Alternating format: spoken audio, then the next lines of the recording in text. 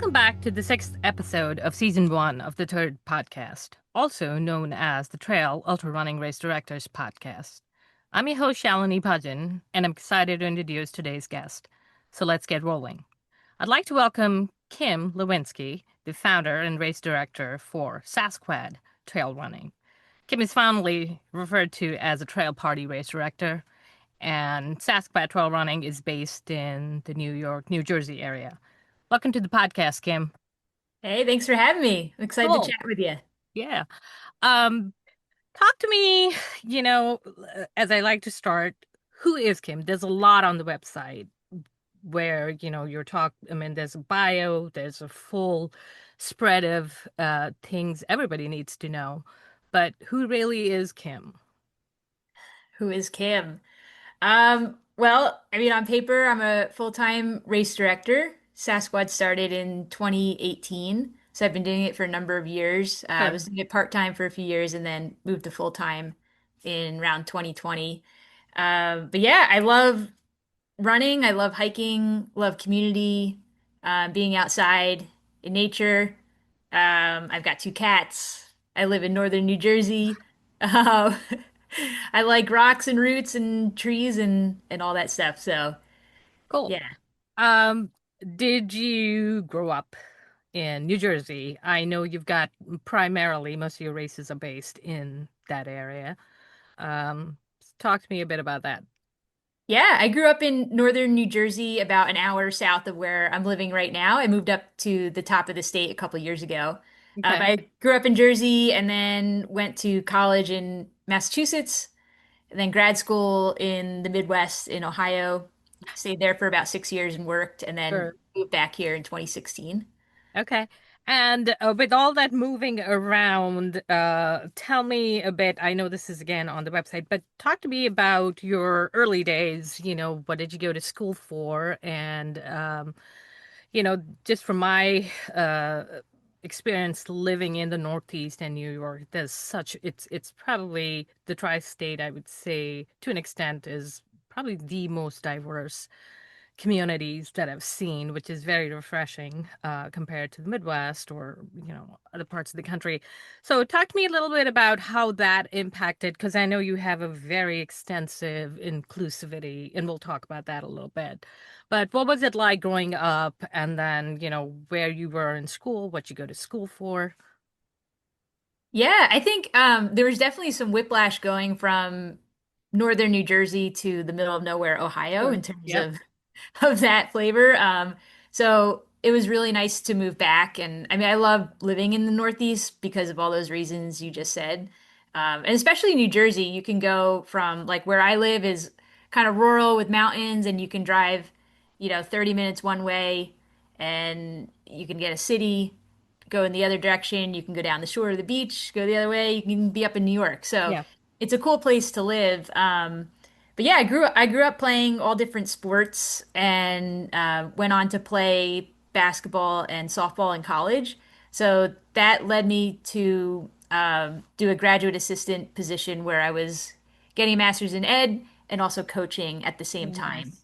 Yeah. Um, so living way below the poverty line while coaching and pursuing higher ed. But yeah, I use my undergrad was digital communication, so I'm using that a lot right now Yeah. with my job as a race director. And after when I was coaching full time, really a lot of those skills it transitioned really smoothly into coaching because I was a full-time assistant coach at a Sure. D2 school, which means I was wearing every hat possible. So travel agent with booking buses and flights and schedules and strength and conditioning coach and all these different Sure. things. As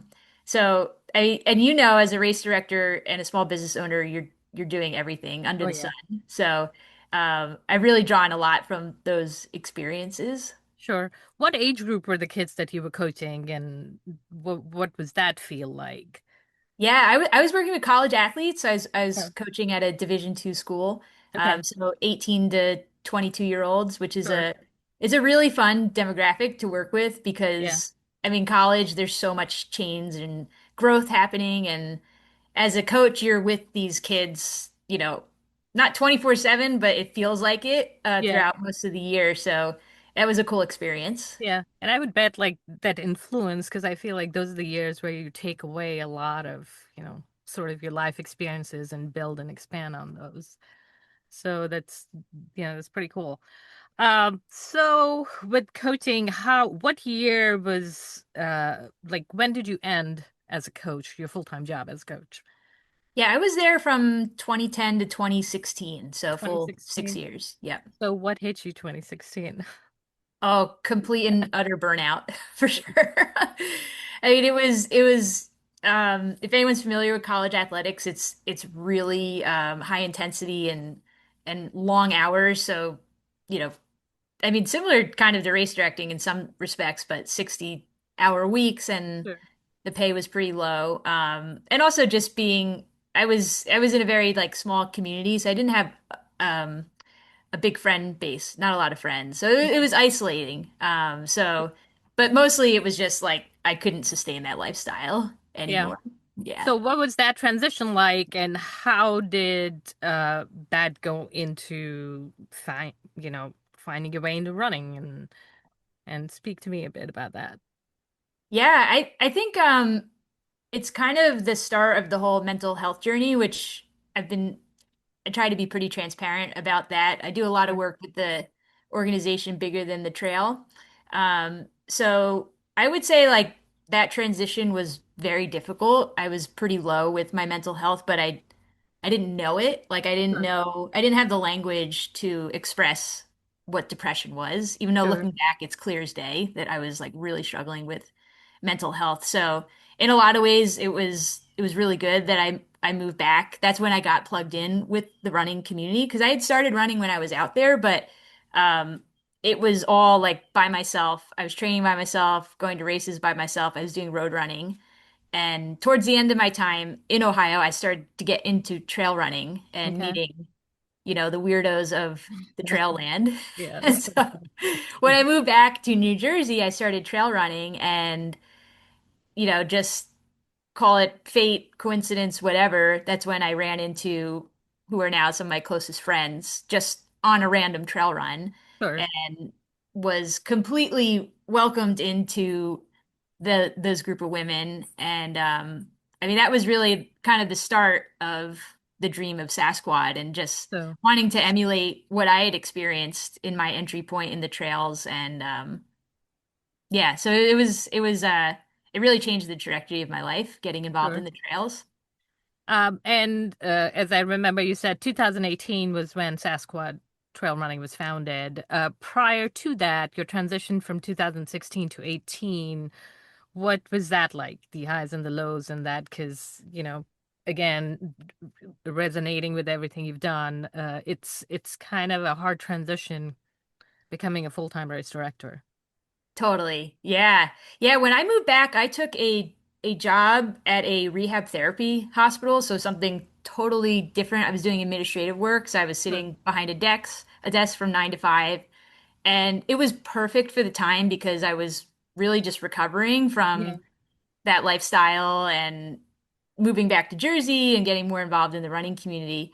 Um, but I am not built for that lifestyle of sitting behind a desk under fluorescent lights. So I think as time went on over those 2 years, that's when conversations started happening with my friend group on the trails of like, I'd really like to start a race. I think it'd be cool. At the time in Jersey, there weren't a lot of races. There was really like one sure. or two race companies. Now it's changed a lot, which I think is awesome. There's a lot more races available.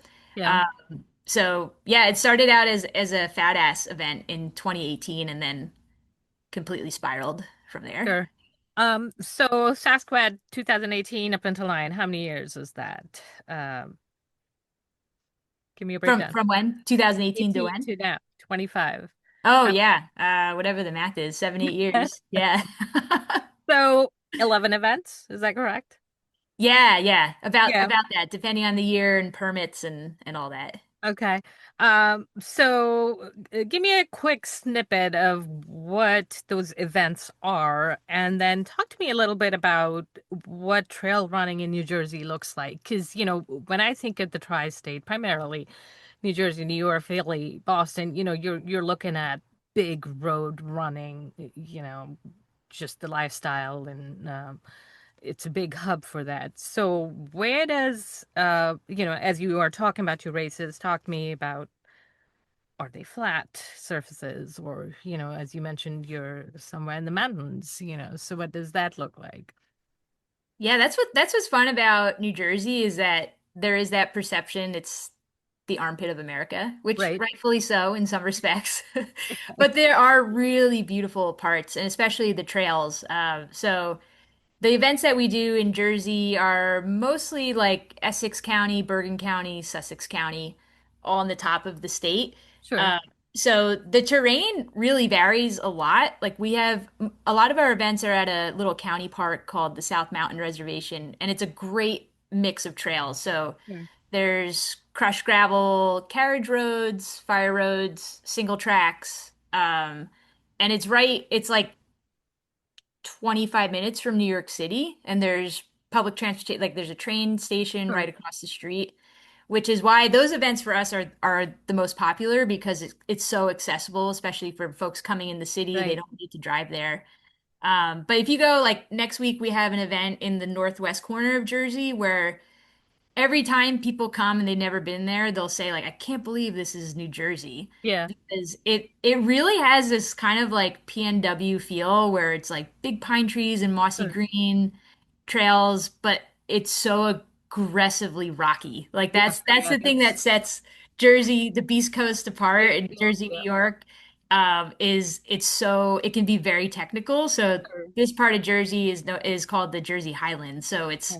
rocks and roots and there's no switchbacks, like switchbacks don't exist for Yeah. the most part. But Yeah.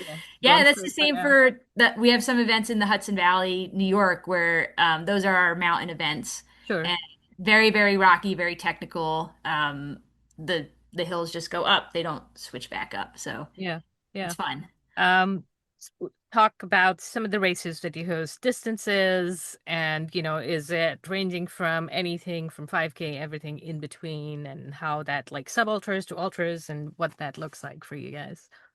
Yeah, that's what's fun about Sassquad is there really is something for everybody. So our shortest distance, we do several 1 mile kids races, which we Okay. just started in the last year or so. Those have been so fun to see kids come out and try the trails for the first time. But we've got plenty of 5K, 10Ks, and then mid distance half marathons, 25Ks and then the longer stuff. So we have 50Ks, 50 mile. Our trail festival that's coming up in September goes all the way up to 100 miles, and Okay. it's a 36-hour cutoff. So we also offer a 36-hour fixed time event. Gotcha. So yeah, there's a little bit of everything. Okay. So your trail festival name, what does that look like? How long that's been around, different distances, and then the course breakdown for me. Yeah, Please. I'm wearing the shirt, which I know people can't see in a podcast, but Nice. it's called the Wild Goose Trail Festival. Okay. It started up a couple years ago. This will be the third year that we've done the full festival Sure. 2 day event. And now it's becoming a 3 day where we're doing some fun programming on that Friday. Cool. But it's super fun. We've got the longest ones are 36-hour, 100 mile, and then we go down from there to 100K, 50 mile, 50K, half marathon, 10K, 1 mile race. So Sure. it's a looped format. So there's three Okay. different trail loops where they'll do a prescribed sequence to get the distance that they need. But it's one central aid station. We call it Squatch HQ. Yeah. And the aid station is off the rails. Like it's gotten out of control. My three really good buddies, they're really into the 200 plus mile distance. So Yeah. they have brought that vibe to the aid station where like it totally doesn't need to be that extra, but it is. Yeah. And like these are the kind of guys that like they'll say like we don't care about your budget. We're just gonna go buy the stuff that we Yeah. want. They bring like a pizza oven and a fryer and a Mm. grill and Yeah. they're serving up breakfast burritos, for Yeah. Yeah. Yeah. it's just a lot of fun. So everybody gets a lot of really great support at the Yeah. race, which is Yeah. cool. And I mean, it sounds like you've got a blend of everything. So there's a distance for every runner out there. Uh, with the three loops, what are the distances? And you said again, it's a looped course. So what is it? 25 miles? Yeah, it's a total of about 17, 18 miles between the Okay. three loops, which is great because the longest you're out there is a little less than 8 miles. It's like 7.75. Sure. 6 miles and then 4.75. So that makes it great for people who, you don't have to worry about like how much am I going to put in my pack to go out Right. there. You're always coming back to the aid station, which is a great setup for crew if you've got crew there. Sure. Kind of transforms into like this tent city where everyone has a setup. But it's also great if you're going to come solo. Like Right. you don't need a crew. The aid station volunteers are phenomenal and they've supported many solo runners, Sure. which is a lot of fun. Yeah. Now I want to talk about, and I know, just kind of if anybody, please visit the website because there's so much on there. Uh, Sassquad. How did that come up? It's very picky. I mean, I love the spin on stuff, the whole trail party director vibe. And, again, just scrolling through the website, I was like, oh, this is kind of cool. So yeah, what was that? What was driving that? Yeah, that's always a fun question that comes up on any podcast is like what the hell is Sasquatch? What does that mean? So I always tell the story that my sister claims she thought of the word Sasquatch.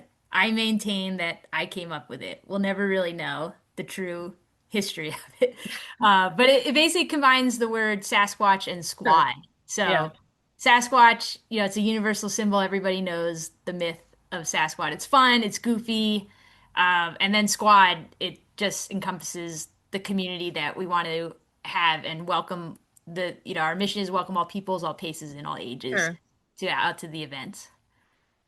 With that, before we get into the nitty-gritty of, all the work that you have done, and the community and all of that, I would like to know a little bit about your own personal journey, with running. I know you said you'd started running while you were in Ohio, and then break it down for me what that transition was, and you know, how far have you run? What's the farthest distance? Yeah, it's kind of similar to probably a lot of ultra runners where it just you know snowballs out of control. So I started as a road runner. I did a half marathon, like a couch to half marathon, and I got into running because I played competitive sports my whole life, and then when that ends, there's just this big void that a lot of athletes go through. So I went from half marathon, and then I thought, okay, well, the next distance is a marathon. And then that's when I met some trail runners, and they're like, well, 50K is only 5 more miles after a Right. marathon. I was like, okay, that makes sense. So I did that, and then I met more trail runners, and like, well, 50 miles is the next thing. I said, okay, well, that makes sense. I'll do Yeah, that. So that was all within like a year and a half or so, very fast, 0 to 60. And then, so that was the end of my time at Ohio. So 2016 or so. And then I did my first 100 in 2020. I yeah, was going to go out to Burning River in Ohio. But with the pandemic, it was canceled and all that. So ended up doing like a DIY with some yeah. friends at a local park. That was, it actually was a really cool first 100 experience because Sure. there's no rules. So Yeah, like I had friends yeah, come out and run with me and, um, it was a lot of fun. And so again, the whole all in personality, I was like, well, the next distance is 200. So right. the following year, I had gone out to Bigfoot 200 to volunteer so I could get a race credit for Tahoe. Sure. So, but that was the year that Tahoe was moved from June or from September to June because of fires. Yeah, So, in place of that, I did another DIY 100 in the Hudson Highlands where there are a couple of Sassquad races now. So, I yeah. just took out a map and drew a loop on all my favorite places and it came out to 100. I was like, "Ah, what could go wrong?" And it was like the most gnarly. It took 40 hours to finish. It had Yeah. 22,000 feet of climbing Right. and all technical, like Yeah. rocks, aggressive, true East Coast. It's Yep, now yep. become an FKT, and there's been a couple of guys who've done it, and Very nice. um, that was fun to see one of my friends do it. I went and met him at the end, and Yeah, he like his face, like you just like he went through hell, and he's like, yeah. that was diabolical. Hey, that's a good feeling though, right? It was so satisfying. I Uh, made him a belt buckle. We yeah, celebrated. But yeah, so then, Tahoe was back on. I went out and did Tahoe, which was a transformative experience. That could be a whole nother oh episode yeah, of what happens over the course of 96 hours. Um, and then most recently in 2023, I did an FKT, is a 360 mile sure. FKT of the New York Long Path. So that's from Okay, Albany to Manhattan. okay. And I remember seeing the documentary at the trail running conference. That's where Kim and I met first. So talk to me. That's, you did it one shot, 358 miles. I mean, that's a lot of just being in your head. And, give me a quick brief into how it came about and what was that like. I'm sure with a lot of things that, distance or endurance athletes we do, it's always life changing. So how has that 358 miles impacted you as a person? Oh man, significantly, I can say that. I mean, to start at like how it started, Yeah, I was talking with a friend who had set the first FKT, and he said, there hasn't been any women who have set an FKT on this. You should do it. And that's what kind of like set the ball in motion, the wheels turning. And so I looked up the trail, and it was like all my favorite places in New sure. York. Went through the Catskills, the Gunks, the Yeah, yeah, yeah. Palisades, It's a lot of and technical trails. a lot of I've technical been in that trails. area and I've You done the know, Schwung and I mean, it's like, whoa. it can be aggressive. Oh yeah, yeah, But what's so cool about the long path is that it's incredibly diverse. So you have all those like really iconic, tough, like the Devil's Path, Escarpment Trail. But you also have like rail to trail. So there's some road miles. There's really rural sections up in the Albany area. So again, like the other kind of DIY projects I had done, I knew like this could be a really incredible experience to yeah, basically like I had the opportunity to invite all my favorite people to be a part of this thing, and it's gonna take an army to do it. And I know there's lots of people who go out and do these efforts solo, but for me, for a number of reasons, like I just enjoy the community aspect completely. And one of those reasons is like is the mental component of it, and just knowing like my mental health journey, like I can't do this by myself. yeah. So yeah, I mean, it took 9.5 days. There were about 25 people that came out over the course of the 9.5 days. What made it utter insanity was the week. Well, this was my fault because I chose July, which I take full responsibility for. Right. Why would you make it easy, eh? We had historic storms that came through, decimated Vermont, Bear Mountain in New York, like they canceled Vermont 100. There Yeah, was like 8 inches of rain over the course of a couple hours. So the flooding was catastrophic. And so that really made it very, very challenging. sure. Um, but it was incredible to like be able to experience that with friends. And you mentioned the documentary. There was a film crew that came out. His name is Shai Ben-Dor, and the documentary was just released a couple months ago. And I have to say, like that almost, I mean, not more so than the FKT, but in a lot of ways, it's been life changing. Like what's Sure. come from that documentary and the impact that it's making on people with their. It's a running documentary that's not about running. Like it's about the FKT, but it's about communicating that it's okay to not be okay, and there's resources for you to get help. Sure. Um, I already know this, but I want you to tell everybody listening, the documentary, what's it called? And if anybody wants to check it out, I would highly, highly recommend it. So where can people find it? Yeah, it's called The Long Path, A Journey of Becoming, and the website is thelongpathfilm.com. So it's about 40 minutes long, and you can stream it. It's like Sure. we're charging $3.58, that's for every mile of the trail. But yeah, we're doing community screening, so we've done several so far. There's a couple more coming in August. We're going to the Catskills and to Albany. We recently did a screening in a middle school with a running group that has been coming to our Sassquad events, and that was like one of the coolest experiences I've ever had. Like to see these kids watch this film and just be totally engaged.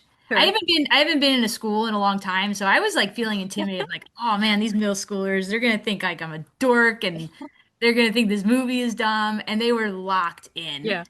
And we had time for Q&A at the end, and the questions these kids were asking was so moving. Like they were asking deep stuff about the mental side of it. And what was like the coolest thing was at the end, I was kind of joking. I was like, "All right, so raise your hand if you think you want to do the long path when you Yeah. get older."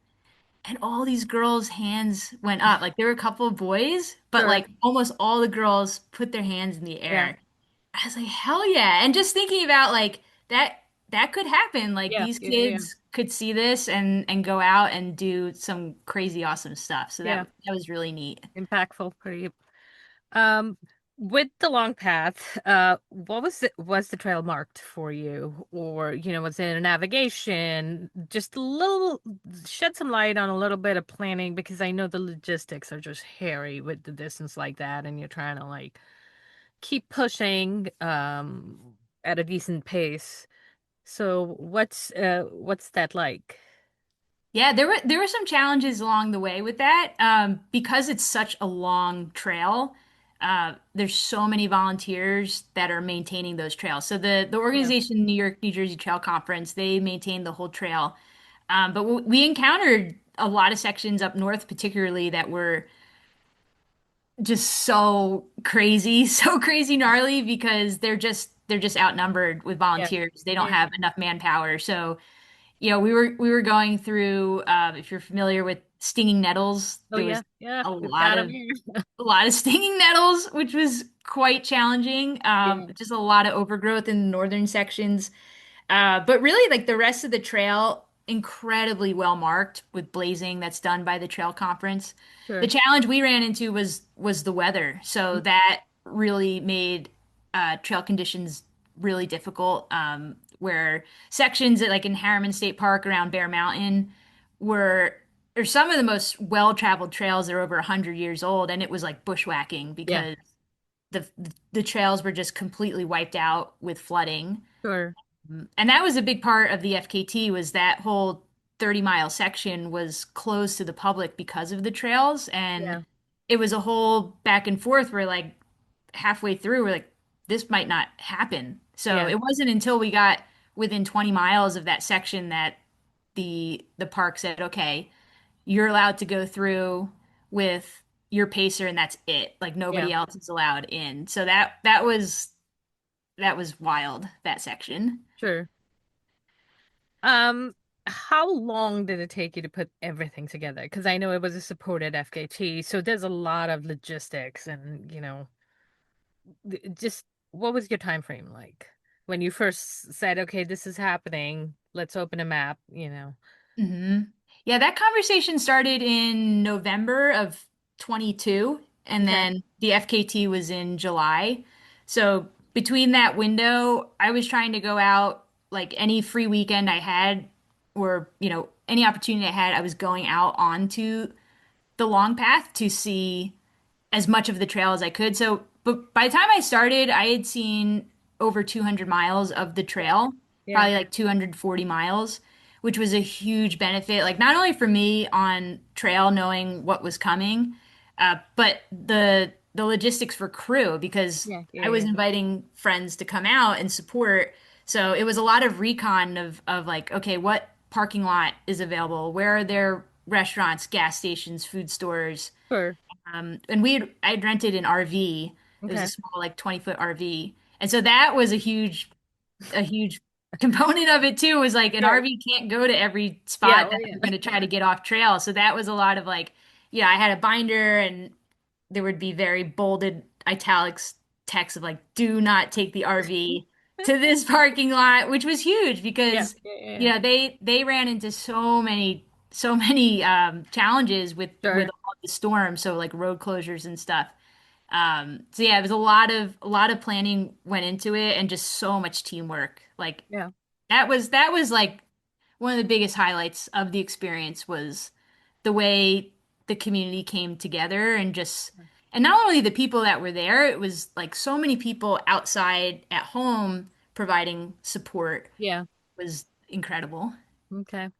Now, as we're diving into, and you mentioned community support, and I understand how important that is to, especially when you're working as a race director full time, and building that community. Clearly, you have a base, or you've built a base. What's that like?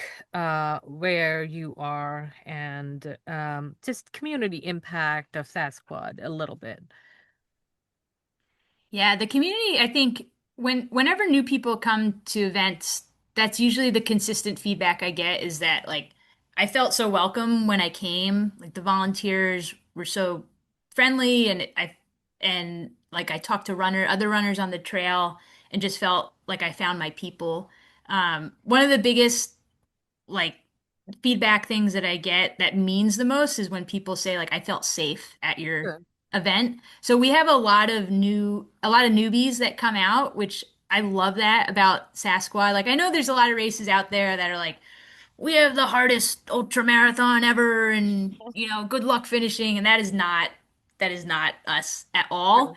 Sure. We want people to come out and have a really positive first experience. So it's a lot like if you're on the website, it's a lot of like providing the information you need to be successful. Like I don't want people to work to have to try to find info on an event. So I think that's just it's attracted a lot of newbies and then a lot of people that just keep coming back because they want to grow that community, which is Sure. really special to see that.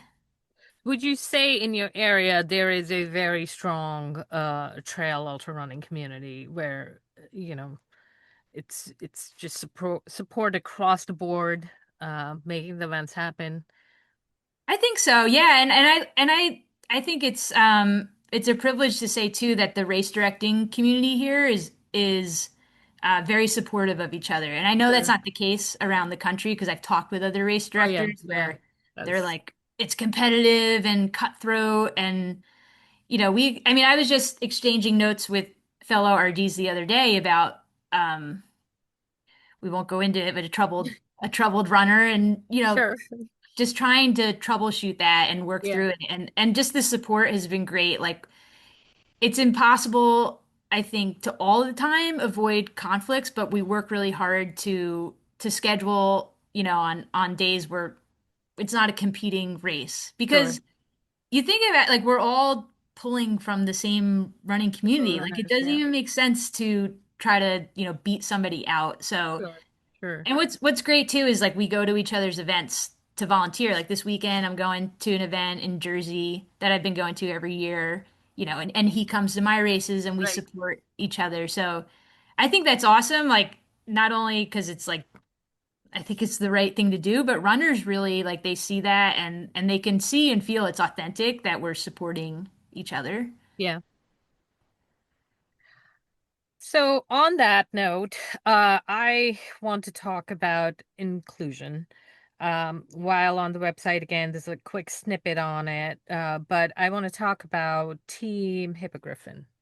Oh yeah. Yeah, that's been oh my God.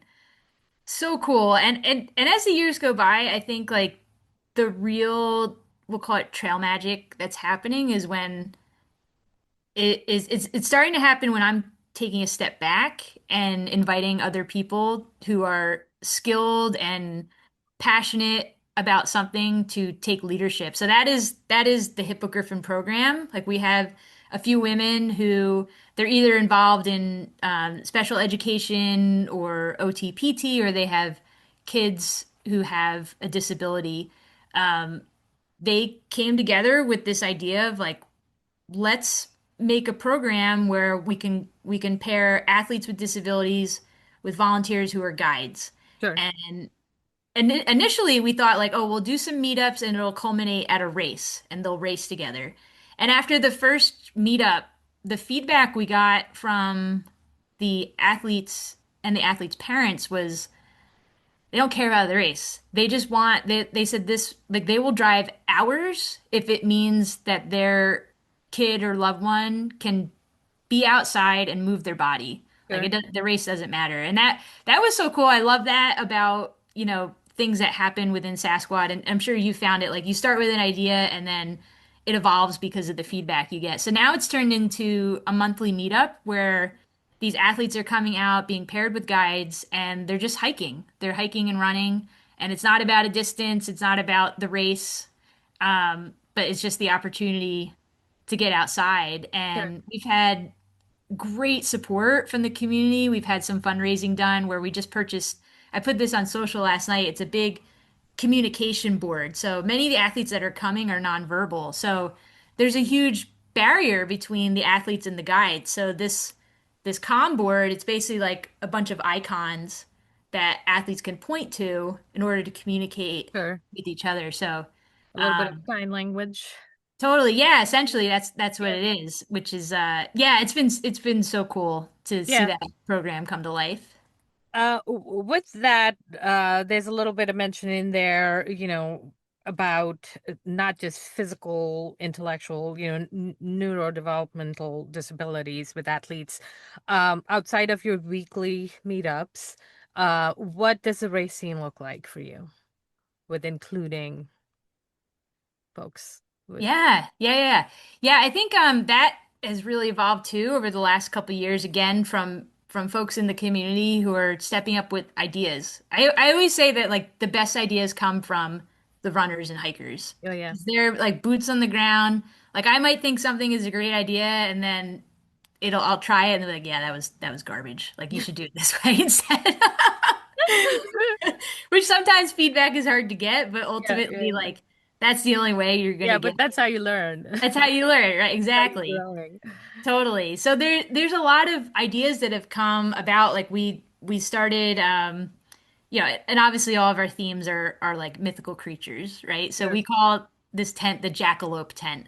And we have it at our really big races where it's basically just a quiet space where people can get away from the music and the the excitement of Okay, the sure. start finish Things and they can causing check anxiety. out Yeah. in the tent.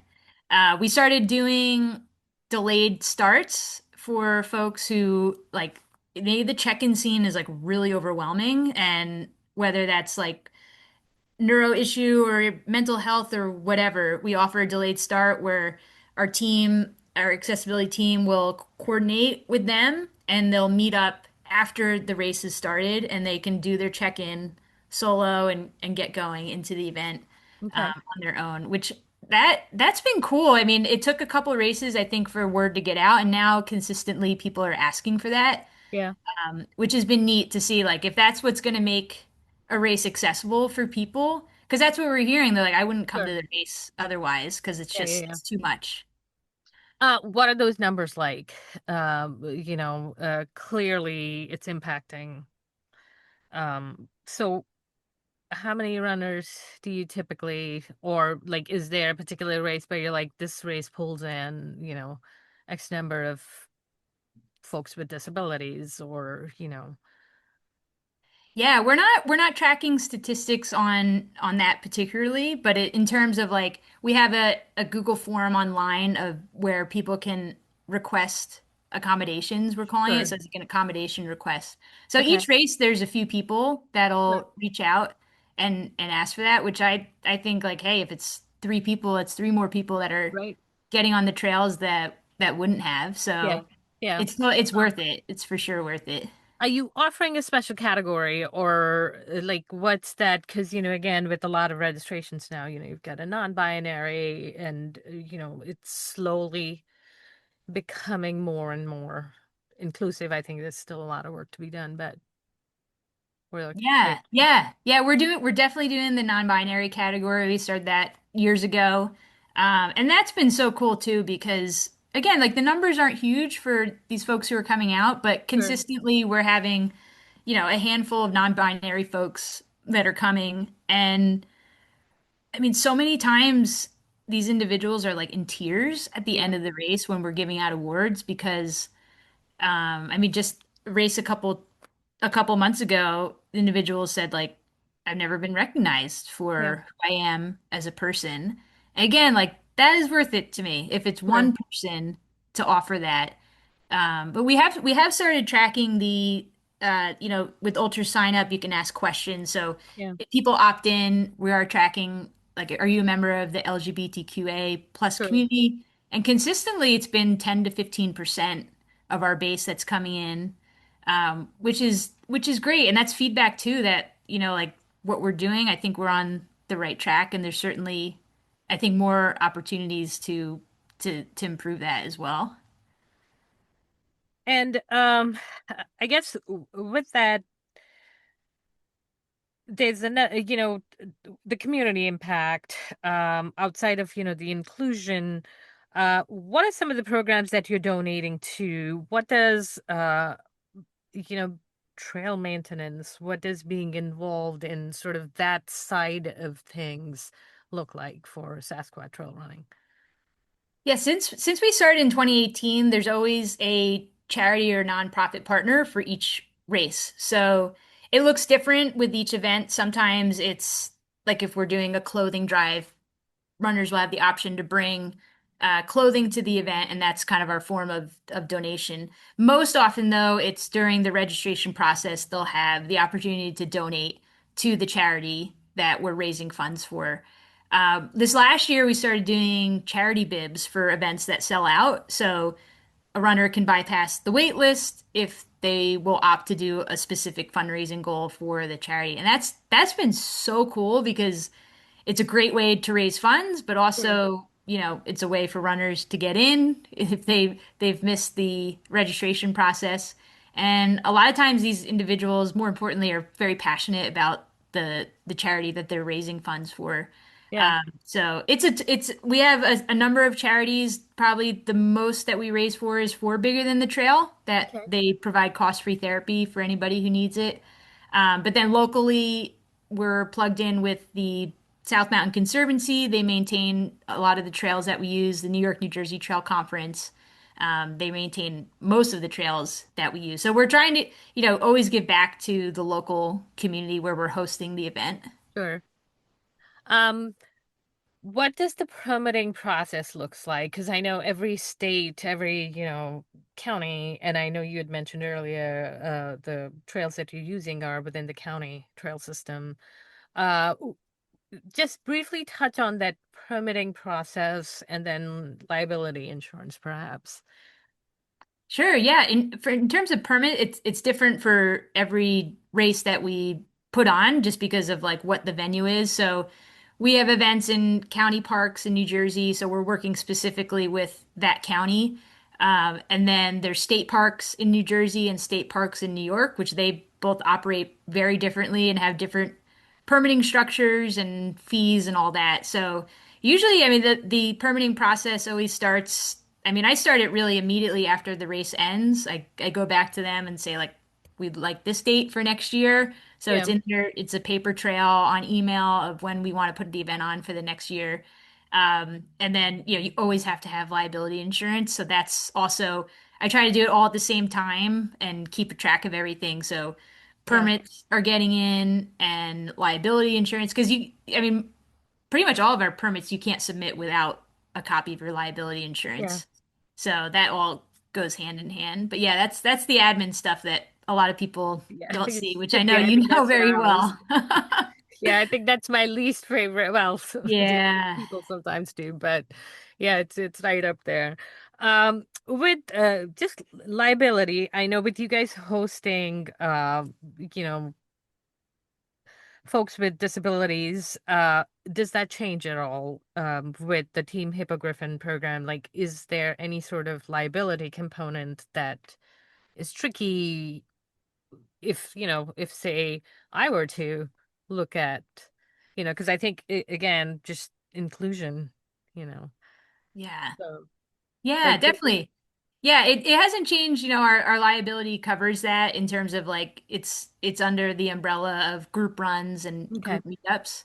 But we do, we take things a little further. Like we do background checks on all of our volunteers Sure. that are going to be working because m right now most of our athletes are minors under the age of 18. So Right. And that's older. really, yeah, it's super important, Yeah. to do background checks.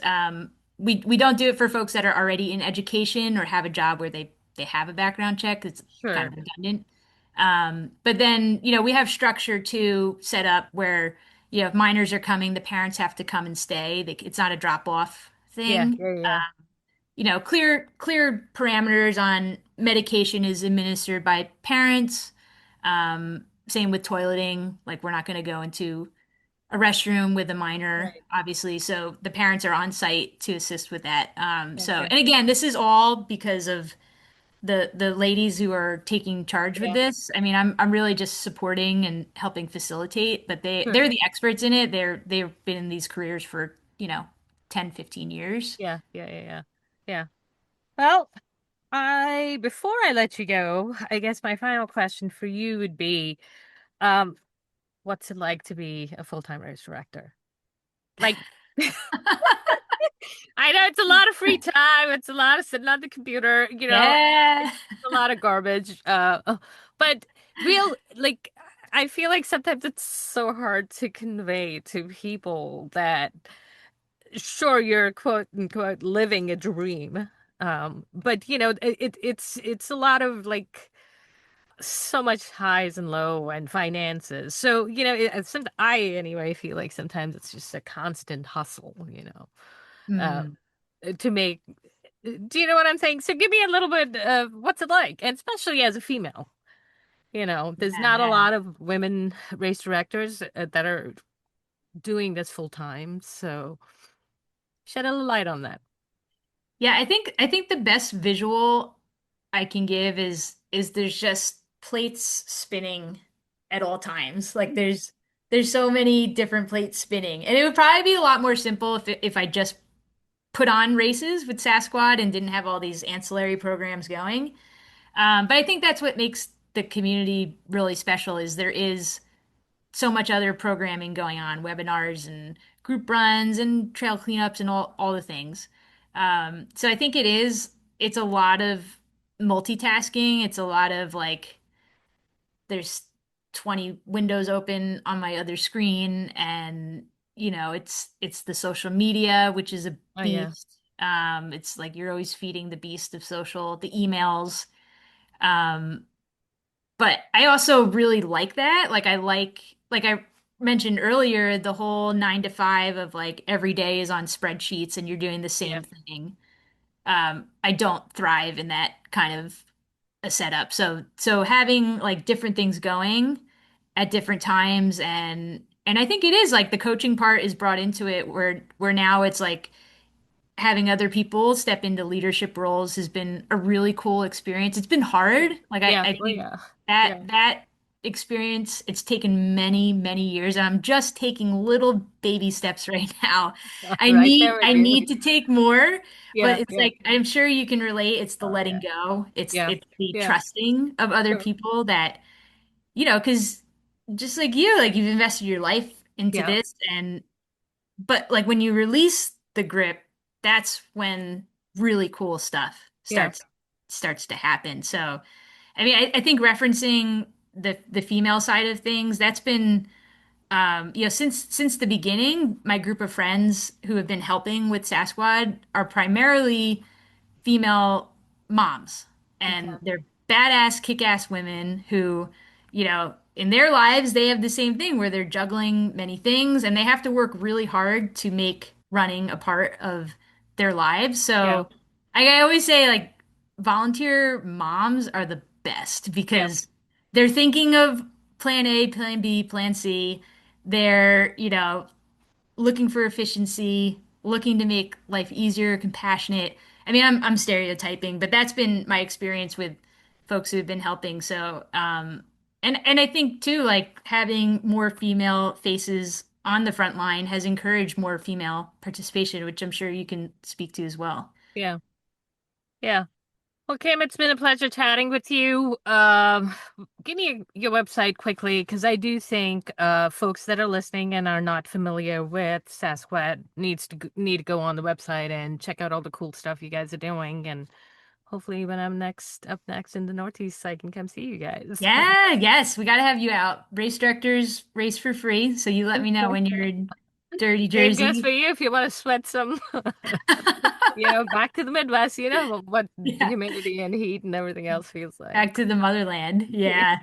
The website is sassquadtrailrunning.com. So Sassquad trailrunning.com. And then for the socials, it's the same thing at Sassquad Trail Running. And for the film, it's thelongpathfilm.com. I just want to mention if you're Sure. resonated with the messages of that, we'd love for you to bring the film to your community.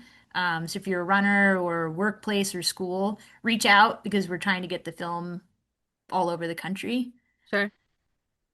Very cool. Thank you so much for speaking with me, Kim. I appreciate it. And hopefully our paths will cross soon again in the future. Yeah, thank you so much. This was a lot Yeah, of fun. thank you. Well, thanks for listening to today's episode. And if you're looking for more information on the TURD podcast, visit our website at terraintrailrunners.com. That's runners with an S, or give us a follow on the social media channels. Until next time, don't forget to say thank you to your favorite race directors. We appreciate it, and it makes our jobs worth doing.